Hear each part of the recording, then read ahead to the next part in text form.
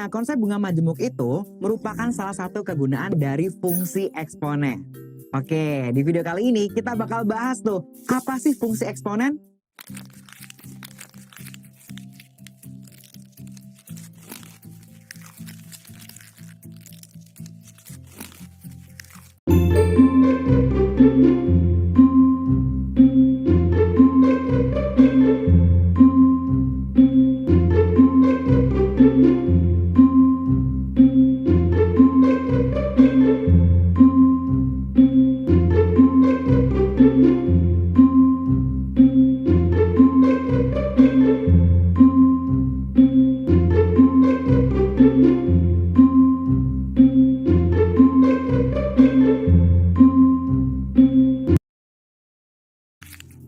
Nah, konsep bunga majemuk itu merupakan salah satu kegunaan dari fungsi eksponen. Oke, di video kali ini kita bakal bahas tuh, apa sih fungsi eksponen?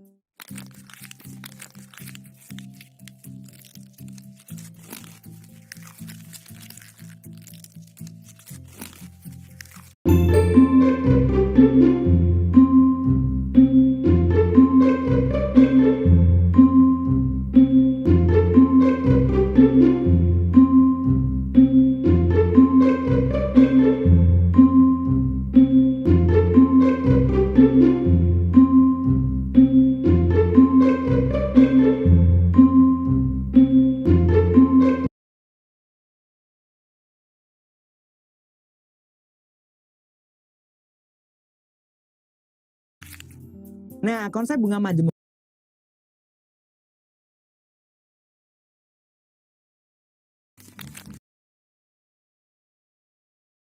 Oke.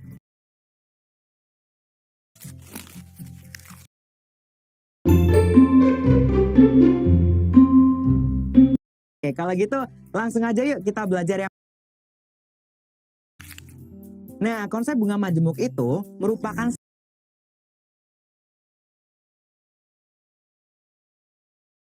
variabel fungsinya. Jadi mesti sebagai pangkat. Kita substitusiin fungsi satu atau lebih dari ya. Terus kita bakal belajar tentang grafik fungsi eksponen.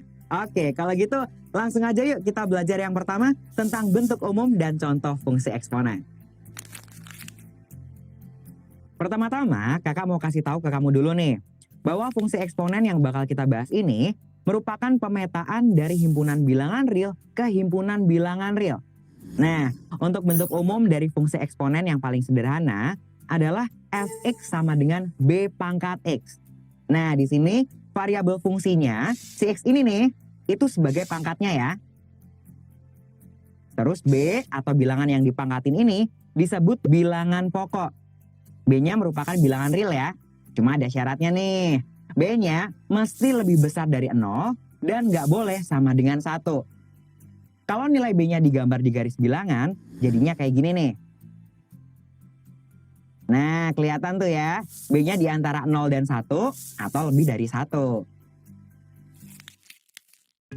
Yap, tadi kamu udah tahu ya, kalau bilangan pokok pada fungsi eksponen itu syaratnya mesti lebih dari 0 dan nggak boleh sama dengan 1.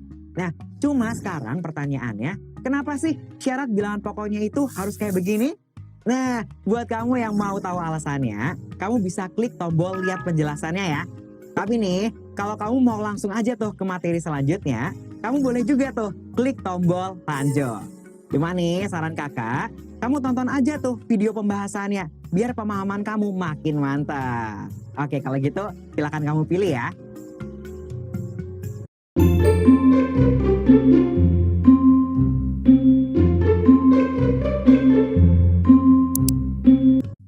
Kamu udah tahu ya, bentuk umum fungsi eksponen yang paling sederhana itu fx sama dengan b pangkat x. Nah, tapi kamu ntar nggak perlu bingung tuh. Kalau di beberapa buku atau sumber lain pakai bentuk umumnya fx sama dengan a dikali b pangkat x atau fx sama dengan a dikali b pangkat x ditambah c. Dengan syarat tambahan, a-nya nggak boleh sama dengan 0. Adap tuh. eksponen itu syaratnya mesti lebih dari 0 dan nggak boleh sama dengan 1. Nah, cuma sekarang pertanyaannya, kenapa sih syarat bilangan pokoknya itu harus kayak begini? Nah, buat kamu yang mau tahu alasannya, kamu bisa klik tombol lihat penjelasannya ya. Tapi nih, kalau kamu mau langsung aja tuh ke materi selanjutnya, kamu boleh juga tuh klik tombol lanjut. Cuma nih, saran kakak, kamu tonton aja tuh video pembahasannya, biar pemahaman kamu makin mantap. Oke, kalau gitu silakan kamu pilih ya.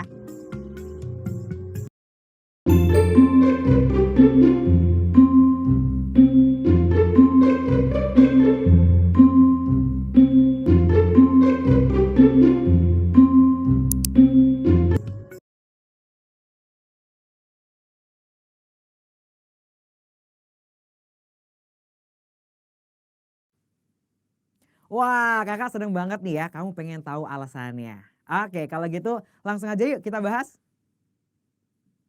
Kenapa sih syarat bilangan pokoknya mesti kayak begini? Yuk, kita pikir bareng deh.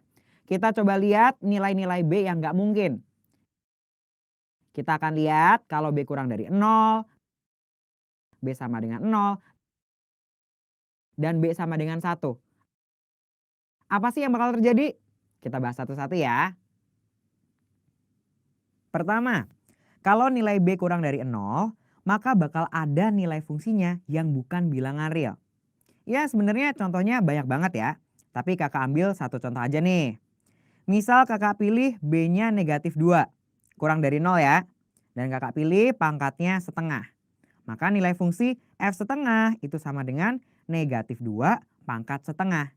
Nah, pangkat setengah ini bisa ditulis jadi akar.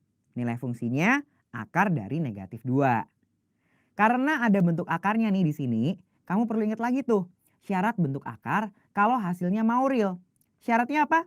Syaratnya di dalam akarnya gak boleh bilangan negatif. Kalau gitu berarti akar negatif 2 bukan bilangan real. Nah, nilai fungsinya bukan bilangan real nih. Gak sesuai ya sama definisi awal kita. Jadi karena itu tuh alasan bilangan pokok ini gak boleh negatif. Lanjut, kalau nilai B sama dengan 0, maka fungsinya bakal jadi fx sama dengan 0 pangkat x. Nah, kalau x-nya lebih besar dari 0, maka nilai fungsinya bakal jadi fx sama dengan 0. Mau x-nya berapapun tuh yang lebih dari 0, nilai fungsinya bakal selalu konstan di 0. Berarti jadi fungsi konstan nih.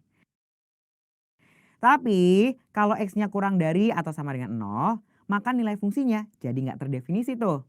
Untuk penjelasan ini, detailnya bakal kamu pelajari di jenjang selanjutnya ya. Kondisi terakhir nih ya, kalau B sama dengan 1, apa yang terjadi? Yang terjadi fungsinya bakal jadi fungsi konstan. Kita coba yuk, ambil nilai B sama dengan 1. Berarti fungsinya bakal jadi fx sama dengan 1 pangkat x. Nah, karena kita tahu nih, 1 pangkat berapapun itu kan sama dengan 1 ya. Maka fungsi ini bakal jadi fungsi konstan, bukan fungsi eksponen.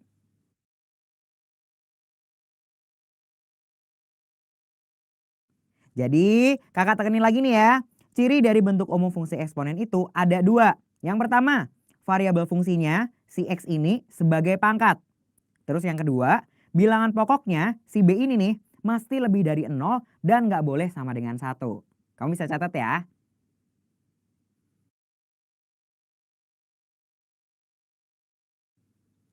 Oke deh, kakak harap kamu udah ngerti ya alasan kenapa syarat bilangan pokoknya kayak begitu. Nah selanjutnya kita akan bahas bentuk umum lainnya dari fungsi eksponen.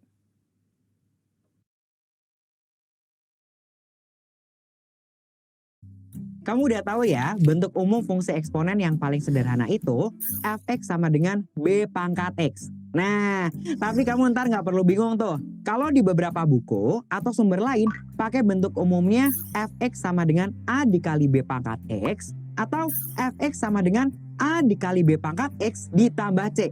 Dengan syarat tambahan a-nya nggak boleh sama dengan 0. Terus kenapa? Kalau pakai kedua bentuk ini nilai a-nya nggak boleh sama dengan 0.